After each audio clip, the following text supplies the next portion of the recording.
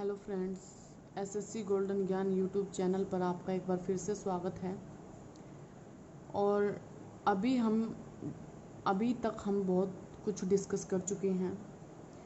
अगर आपने मेरी 2 वीडियोस नहीं देखी हैं पहले वाली, तो आप पहले जाकर उन वीडियोस को देखिए। अगर आप अच्छे से प्रेजेंट इंडेफिनिट टेंस को बिना रटे समझना चाहते हैं, बिना हिंदी में ट्रांसलेट के समझना चाहते हैं, बिना हिंदी की मतलब ता है ती है वगैरह वगैरह का यूज़ न करके अगर आप इंग्लिश सीखना चाहते हैं, ठीक है, अगर आप इन सारे के सारी फालतू की बातों से बचना चाहते हैं और इंग्लिश टू इंग्लिश ही टेंस को पहचानना और समझना चाहते हैं, तो आपको मेरी पहले वाली 2 वीडियोज़ को बड़े ध्यान से देखना पड़ेगा। 50% काम वहाँ पे टेंस का कंप्लीट हो चुका है, ठीक है। तो आगे आज हम डिस्कस करने वाले हैं प्रेजेंट टेंस। मेनली टेंस का यूज अब शुरू होगा, ठीक है। अभी तक तो हमने सिर्फ इनके बेसिक के बारे में जाना था, लेकिन वो बेसिक इनको सीखने के लिए बहुत ही ज़रूरी है, ठीक है। अब आपको टेंस फटाफट समझ में आते चले जाएंगे, ठीक है। तो अब थोड़ा सा ध्यान से सुना वीडियो को। अब हम बात कर रहे हैं प्रेजेंट टेंस की। ये बात हम पहले ही देख चुके हैं कि प्रेजेंट के भी अपने आगे फर्दर 4 पार्ट होते हैं। कौन कौन से होते हैं? प्रेजेंट इंडेफिनिट,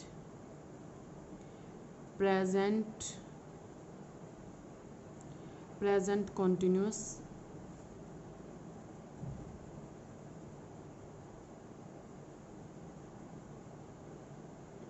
ठीक है, present perfect and present perfect continuous. इनके बारे में आज हम बात करने वाले हैं और 1 बाय 1 करके हम चलेंगे। एक साथ हम किसी भी चीज़ को मिक्स करने वाले नहीं हैं, ठीक है। तो ध्यान से सुनिएगा ज़रा। सबसे पहले बात कर लेते हैं हम प्रेजेंट इंडेफिनिट टेंस की। प्रेजेंट इंडेफिनिट टेंस की।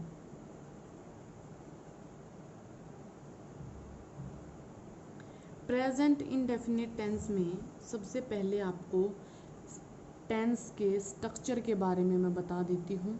फिर आगे स्ट्रक्चर तो देखिए एक बार तो नॉर्मली देख ही लेते हैं, क्योंकि बहुत से लोगों को पता होगा, बहुत से लोगों को नहीं पता होगा, और उसमें कोई ज़्यादा इशू नहीं है। बाकी देखते रहेंगे, हर जो टेंस आएगा उसके अकॉर्डिंग हम देखते रहेंगे, ठीक है। तो चलो देख लेते हैं। सबसे पहले देख लेते हैं हम present indefinite tense. Present indefinite tense के अंदर क्या है कि जैसा कि मैं आपको पिछली वीडियो में बता चुकी हूँ कि जो सेंटेंस का फॉर्मेट होता है वो subject plus verb plus object की फॉर्म में होता है, ये आप सभी जानते हैं, ठीक है। ये सब्जेक्ट प्लस वर्ब से भी हो सकता है अगर वहाँ पे हमारी वर्ब जो है इंट्रांजिटिव है, ठीक है। अब सुनिए, इंट्रांजिटिव वर्ब्स मेनली वे वर्ब होती हैं जिनका अपना कोई भी ऑब्जेक्ट नहीं होता है। तो ये बहुत तो बातें हो गई हमारी नॉर्मली डिस्कस करने की। अब हम बात कर लेते हैं कि आपको पता होगा कि जैसे जो प्रेजेंट इंडेफिनिट टेंस होता है उसमें वर्ब की फर्स्ट फॉर्म का यूज़ होता है, उसमें उस वर्ब की फर्स्ट फॉर्म का यूज़ होता है, और वर्ब की फर्स्ट फॉर्म के साथ एस या ईएस लग के भी यूज़ हो जाता है। ये बात क्या होती है वो देख लेते हैं सबसे पहले तो, ठीक है। ऐसा होता है कि वर्ब की फर्स्ट फॉर्म आती है प्लूरल सब्जेक्ट के साथ, और वर्ब की फर्स्ट फॉर्म के साथ एस या ईएस जब आता है जब हमारा subject third person singular subject हो, थर्ड पर्सन और सिंगुलर सब्जेक्ट हो, तो हम वहाँ पे वर्ब की फर्स्ट फॉर्म के साथ एस लगाते हैं। जैसे मैं आपको एक छोटा सा एग्जांपल दे के ये बात बता देती हूँ। जैसे मैं बोलूँ I play football, I play football, ठीक है, और ही प्ले फुटबॉल। आपको क्या लगता है क्या ये दोनों ही सेंटेंस ठीक हैं या दोनों ही सेंटेंस गलत हैं या एक गलत है और एक सही है। तो सुनिए, जो आई है वो प्लूरल सब्जेक्ट की कैटेगरी में आता है और जो ही है वो थर्ड पर्सन सिंगुलर सब्जेक्ट होता है। तो उसके अकॉर्डिंग हमने अभी अभी डिस्कस किया कि जो अगर थर्ड पर्सन सिंगुलर सब्जेक्ट हो तो उसके साथ जो हमारी वर्ब की फर्स्ट फॉर्म होती है उसके साथ SEIS लगाना होता है। तो जो प्ले है इसके साथ ES तो लग नहीं सकता, तो यहाँ पे आएगा S, यहाँ पे आएगा S। ठीक है, अब ये दोनों सेंटेंसेस हमारे ठीक हैं। आई प्ले फुटबॉल होगा और ही प्लेज फुटबॉल होगा। तो यहाँ पे बात हुई कि कहाँ पे वर्ब की फर्स्ट फॉर्म लगाते हैं, कहाँ पे वर्ब की फर्स्ट फॉर्म के साथ SEIS लगाते हैं। अब हम आगे डिस्कस कर लेते हैं कि यहाँ पे दो तरह के सेंटेंसेस और बनते हैं। मैंने आपको कहा था कि जैसे हमारे होते हैं डू और डज। डू और डज भी हमारे इनडेफिनेट सेंटेंसेस में यूज़ होते हैं। ठीक है, अब वो इनडेफिनेट सेंटेंसेस कौन से होंगे? अगर डू डज की बात करें तो वो जस्ट हमारे प्रेजेंट इनडेफिनेट में ही यूज़ होते हैं। ठीक है, अगर डिड आ जाता तो हम कह देते कि पास्ट इंडेफिनिट में यूज़ हो जाएंगे, लेकिन अभी हमें डू और डज का ही डिस्कशन करना है क्योंकि हम प्रेजेंट इंडेफिनिट टेंस अपना कर रहे हैं। तो देखिए फ्रेंड्स, क्या होता है कि अगर हम सिंपल सेंटेंस की बात करें तो खाली सब्जेक्ट और वर्ब की फर्स्ट फॉर्म SEIS वगैरह जो भी आना हो और ऑब्जेक्ट नॉर्मली ऐसे ही हमारा सेंटेंस बन जाता है। लेकिन अगर बात आ जाए अफर्मेशन और नेगेशन की, अफर्मेशन और नेगेशन से क्या मतलब है कि अगर हमारा सेंटेंस पॉजिटिव है तो हमारा सिंपल स्ट्रक्चर फॉलो होगा, लेकिन अगर हमारा सेंटेंस नेगेशन को फॉलो करता है, वहाँ पे नेगेटिव बात हो रही है, वहाँ पे नॉट का यूज़ हो रहा है, तो भी वहाँ पे डू डज का यूज़ होगा। और अगर वहाँ पे कोई क्वेश्चन पूछा जा रहा है, मतलब अगर हमारा सेंटेंस इंटेरोगेटिव है, तो भी वहाँ पे डू और डज का यूज़ होगा। वो यूज़ कैसे होगा वो अभी हम डिस्कस कर लेते हैं। ठीक है, अगर हम बात करें कि अगर हमारा सेंटेंस हो नेगेटिव, अगर हमारा सेंटेंस हो नेगेटिव, नेगेटिव का मतलब है कि अगर हमारे सेंटेंसेस में यूज़ हो नॉट, तो डू और डज का यूज़ कैसे होगा? जैसे हमने अभी लिखा था आई प्ले फुटबॉल। ठीक है, अगर मैं लिखना चाहूँ आई डैश, ठीक है, नोट ही लिख देती हूँ, आई नॉट प्ले फुटबॉल, तो आपकी नज़र में क्या है? क्या ये सेंटेंस सही है? नहीं, ये सेंटेंस सही नहीं है। ठीक है, आप सही करो इसको, तब तक मैं सेकंड वाला लिख लेती हूँ। ही डैश नॉट प्ले फुटबॉल। ठीक है, अब बताइए यहाँ पे दोनों में क्या आएगा? ठीक है, अब सुनिए ध्यान से, अगर आई है, ठीक है, तो वही बात हो गई, प्लूरल सब्जेक्ट है तो आएगा हमारा डू।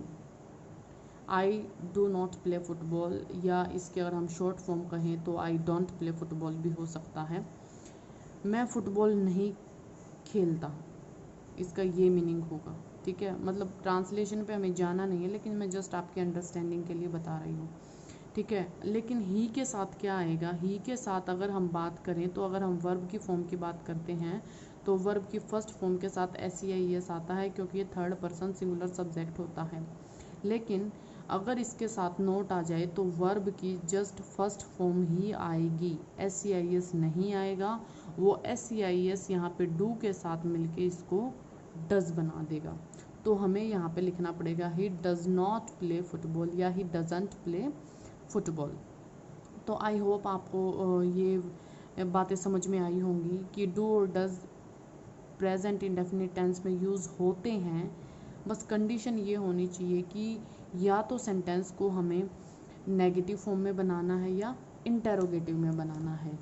अब बात करें कि ये तो बात हो गई नेगेटिव की। अगर हम बात करें इंटेरोगेटिव की, इंटेरोगेटिव सेंटेंसेस कौन से होते हैं? इंटेरोगेटिव सेंटेंसेस होते हैं जिनमें कोई क्वेश्चन पूछा जाता है।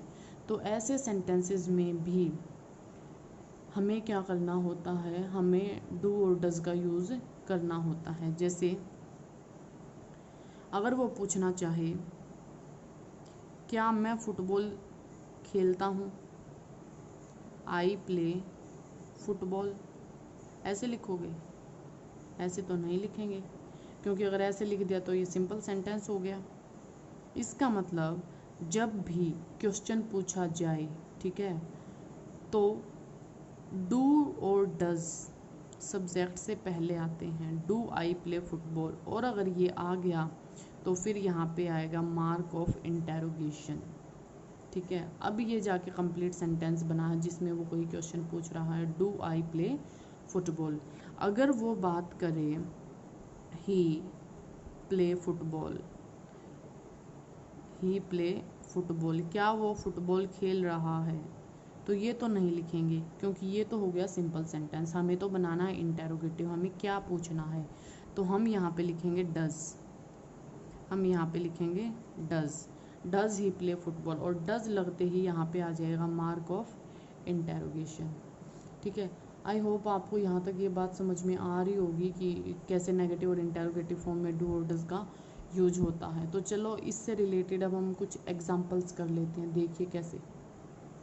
तो चलिए अब प्रेजेंट इंडेफिनिट टेंस से रिलेटेड हम एग्जांपल्स कर लेते हैं, क्योंकि ओनली थ्योरी पढ़ने से या फिर ऐसे कॉन्सेप्ट को सीखने से अगर उसकी प्रैक्टिस ना किया जाए तो उसका कोई फ़ायदा नहीं होता।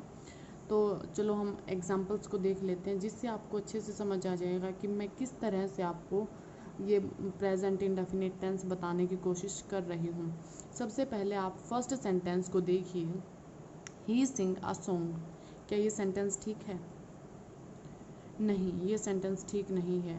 ध्यान से देखिए सब्जेक्ट क्या है, सब्जेक्ट के अकॉर्डिंग वर्ब आती है।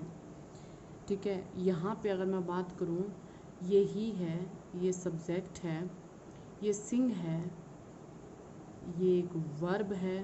ठीक है, और अगर इसकी बात करूँ, ए सॉन्ग, ये हमारा ऑब्जेक्ट है। ठीक है, ये कंप्लीट एक ऑब्जेक्ट कैसे हो सकता है, और सबसे पहली बात इसके पीछे फुल स्टॉप आएगा। तो ये ए सॉन्ग, अब आप ये मत सोचना कि ए सॉन्ग कंप्लीट एक ऑब्जेक्ट कैसे हो सकता है, क्योंकि मैं आपको एक बात बता दूं, अगर किसी सेंटेंस में ऑब्जेक्ट होता है तो वो व्हाट का रिप्लाई होता है, ही सिंग व्हाट अ सॉन्ग। ठीक है, तो इसका मतलब इसमें तो कोई गलती नहीं है, ये एक ऑब्जेक्ट है, वो एक सॉन्ग गा रही है, मतलब गा रहा है, सॉरी, वो एक सॉन्ग गा रहा है, तो ये ए सॉन्ग इसका ऑब्जेक्ट होगा। अब गलती कहाँ है? गलती है इसकी वर्ब में। वर्ब में क्या गलती है कि जो हमारा सब्जेक्ट है वो थर्ड पर्सन सिंगुलर सब्जेक्ट है, और सिंगुलर सब्जेक्ट के साथ वर्ब की फॉर्म में SEIS लगा होता है। इसका मतलब यहाँ पे आएगा S, he sings uh song, तो हमारा सेंटेंस सही होगा। नेक्स्ट की हम बात कर लेते हैं, आई प्लेज फुटबॉल। सबसे पहली गलती तो यहाँ पे फुल स्टॉप जरूर आता है हर सेंटेंस के लास्ट में, ये अंडरस्टैंडिंग की बातें होती हैं, आपको खुद पता होनी चाहिए। तो आई प्लेज फुटबॉल नहीं होगा, प्ले जो वर्ब है उसके साथ एस लगा है, इसका मतलब उसको सब्जेक्ट सिंगुलर चाहिए। लेकिन ऐसा तो नहीं है कि अगर हमने प्ले के साथ एस लगा दिया तो हम सब्जेक्ट को ही बदल देंगे। सब्जेक्ट हमारे बदलने से तो नहीं बदला जाएगा, वो तो जो है वो है, वो तो जस्ट एक सेंटेंस बनाया गया। तो इसका मतलब सब्जेक्ट के अकॉर्डिंग वर्ब को चेंज किया जाता है। एग्ज़ाम में ऐसे ही क्वेश्चन पूछे जाते हैं कि ये सब्जेक्ट और वर्ब का कोऑर्डिनेशन नहीं बनता है वहाँ पे, और हमें वहाँ पे वर्ब की फॉर्म को चेंज करना होता है। तो यहाँ पे आएगा आई प्ले फुटबॉल, इस एस को यहाँ से हटाना पड़ेगा। फिर बात करते हैं, ही डू नॉट स्मोक।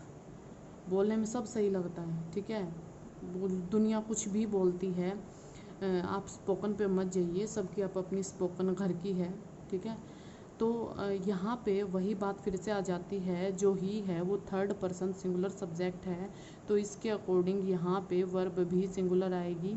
लेकिन आप फिर से कहोगे कि इसमें ठीक था, सब्जेक्ट था, वर्ब थी, ऑब्जेक्ट था, लेकिन यहाँ पे सब्जेक्ट है, सब्जेक्ट है और उसके बाद डायरेक्ट वर्ब है। इसका मतलब ये क्या है, ये है हमारी हेल्पिंग वर्ब। डू यहाँ पे क्या है, हेल्पिंग वर्ब है। अगर डू हेल्पिंग वर्ब है तो इसका मतलब ही के साथ जो वर्ब है वो तो ओनली फर्स्ट फॉर्म में ही आएगी, उसके ऊपर तो ये डू ESEIS नहीं जाने देगा। तो इसका मतलब वो SEIS किसके साथ आएगा, डू के साथ आएगा। He does not smoke, do you smoke. इस सेंटेंस को ध्यान से देखिए, क्या ये सेंटेंस सही है या गलत है। बिल्कुल सही है, लेकिन एक गलती है, यहाँ पे आएगा मार्क ऑफ इंटेरोगेशन। ठीक है, सब बातों का ध्यान रखना पड़ता है, हर तरीके से क्वेश्चन बन सकता है। अब यहाँ पे मैं आपसे बात कर लेती हूँ, मैं आपको दोबारा से रिकॉल करा देती हूँ कि मैंने लास्ट वीडियो में जब आपको बताया था कि जो इनडेफिनिट टेंसेस होते हैं उनकी क्या क्या कंडीशंस होती हैं। तो मैंने आपको बताया था कि जो प्रेजेंट इनडेफिनिट टेंस होता है उसमें जितने भी फैक्ट होते हैं, जितने भी परमानेंट एक्शंस होते हैं, जितने भी फ्रिक्वेंट एक्शंस होते हैं, ठीक है, जितने भी प्रोवर्ब्स होती हैं, जितने भी यूनिवर्सल ट्रूथ होते हैं, सब प्रेजेंट इंडेफिनिट टेंस की कैटेगरी में आते हैं। ठीक है, तो आप ध्यान से देखिए इस सेंटेंस को। The cow gave us milk, the cow gave us what, milk. इसका मतलब द काउ यहाँ पे है सब्जेक्ट, अस मिल्क यहाँ पे है ऑब्जेक्ट और गेव यहाँ पे है वर्ब। एक बात बताओ, जो ये गेव वर्ब है ये वर्ब की सेकंड फॉर्म है। ठीक है, ये वर्ब की सेकंड फॉर्म है। प्रेजेंट इंडेफिनिट में तो सेकंड फॉर्म नहीं आती, पास्ट इंडेफिनिट में आती है। क्या काऊ सिर्फ पास्ट में ही दूध देती थी, अब नहीं देती है? गलत। इसका मतलब ये है हमारा एक फैक्ट, और फैक्ट में होगा प्रेजेंट इंडेफिनिट टेंस यूज और यहाँ पे आएगा give. The cow give us milk. क्या अब सही है? ध्यान से देख लो। नहीं, ये अब भी सही नहीं है। हम पर्टिकुलर काऊ की बात कर रहे हैं। ठीक है, द काऊ कोई पर्टिकुलर काऊ है। ठीक है, द काऊ का मतलब है कि हमने यहाँ पे ये नहीं है कि कोई एक इंडिविजुअल काऊ को ही स्पेसिफाई किया है। ये बातें मैं आपको जब हम अपना नाउन वाला चैप्टर पढ़ेंगे वहाँ पे डिस्कस करेंगे कि जब किसी एनिमल के आगे दा लग जाता है तो वो अपनी पूरी कम्युनिटी को ही डिनोट करता है। ठीक है, तो इसका मतलब काऊ यहाँ पे पूरी काऊ की जो कम्युनिटी है उसे डिनोट कर रही है, लेकिन ये एक फैक्ट है। दा काऊ उसको सिंगुलर बना रहा है, इसलिए यहाँ पे आएगा एस। ठीक है, फैक्ट तो है ही। ठीक है, कम्युनिटी तो एक है, यहाँ पे पूरी कम्युनिटी है तो भी वो कम्युनिटी सिंगुलर ही है। कंफ्यूज मत होना यहाँ पे, इसलिए वहाँ पे आएगा the cow gives us milk. Next sentence देखिए, कैट्स आर लाइकिंग मिल्क। क्या ये सेंटेंस सही है? बिल्कुल सही हो जाना चाहिए। ठीक है, क्योंकि कंटिन्यूस फॉर्म में है और आर है तो ऑब्वियसली प्रेजेंट की कंटिन्यूस फॉर्म होगी। हाँ, मान सकते हो सही होगा, लेकिन नहीं होगा। क्यों नहीं होगा?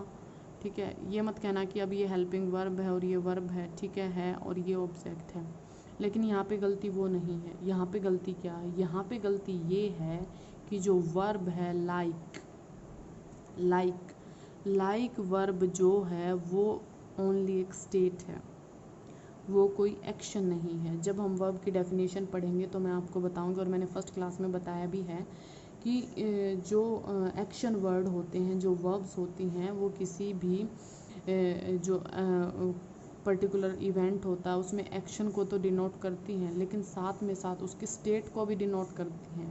ठीक है, अगर कहीं पे स्टेट को डिनोट करने की ज़रूरत है तो वो वहाँ पे स्टेट को भी डिनोट करती हैं। और ध्यान से सुनना, स्टेट कभी भी कॉन्टिन्यूस फॉर्म में नहीं हो सकती।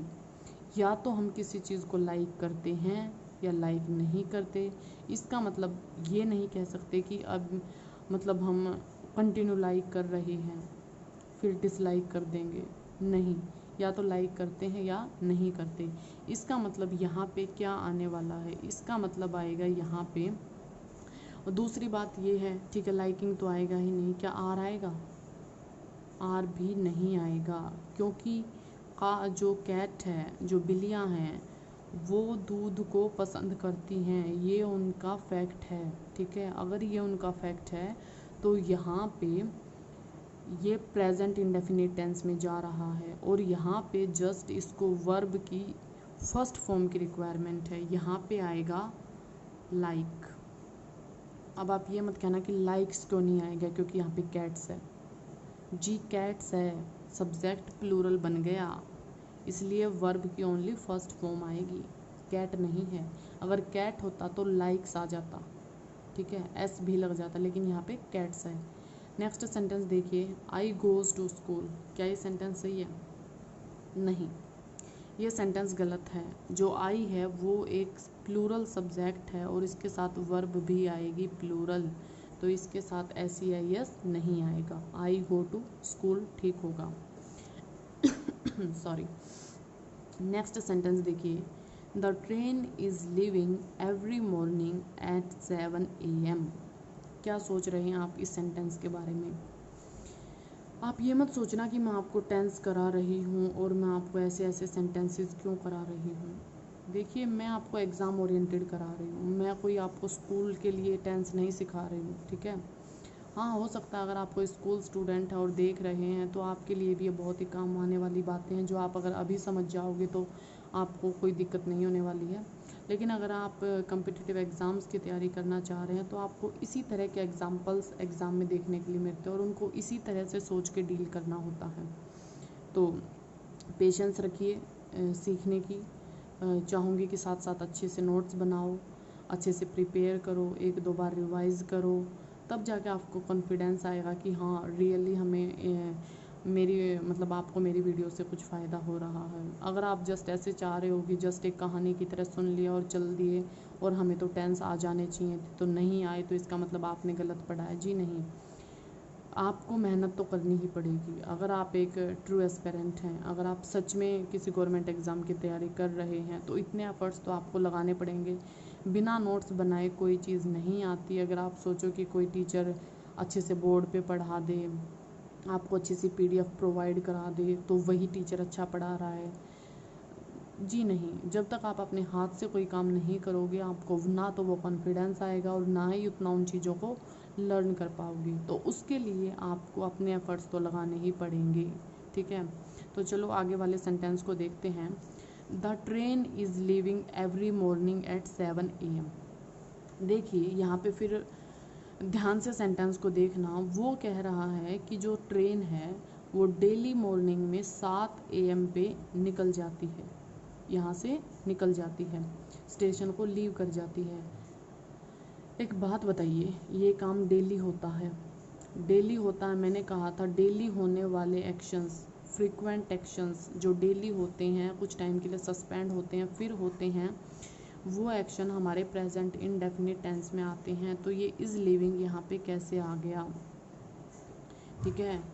तो ये इज़ लिविंग यहाँ पे नहीं आएगा, यहाँ पे जस्ट आएगा क्या, लीव। क्या लीव आएगा?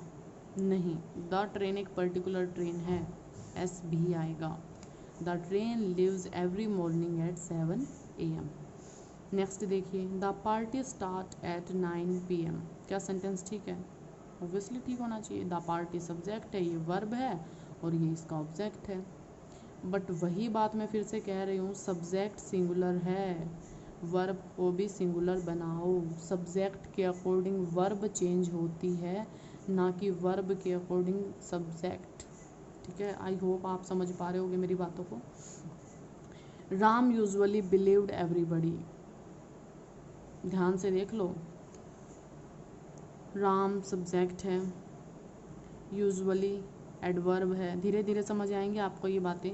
जब हम एडवर्ब करेंगे, एडजेक्टिव करेंगे, नाउन करेंगे, तब आप बातों को पकड़ पाओगे कि कौन सा वर्ड क्या है।